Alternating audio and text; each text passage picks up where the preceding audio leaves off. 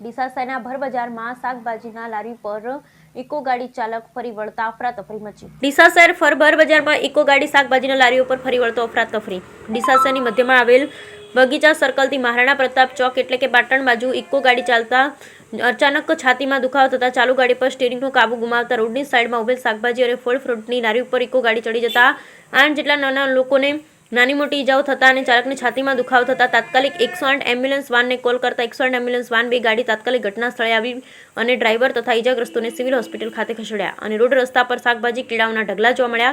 જોકે જોતજોતામાં traffic jam થઈ જતા લોકોના ટોળે એકઠા થઈ ગયા હતા અને સ્થાનિકો દ્વારા દક્ષિણ પોલીસ સ્ટેશન ખાતે જાણ કરતા દક્ષિણ પોલીસ સ્ટાફના માણસો તાત્કાલિક ઘટના સ્થળે આવી ટ્રાફિક દૂર કરાવી રસ્તો ખુલ્લો કરાવ્યો।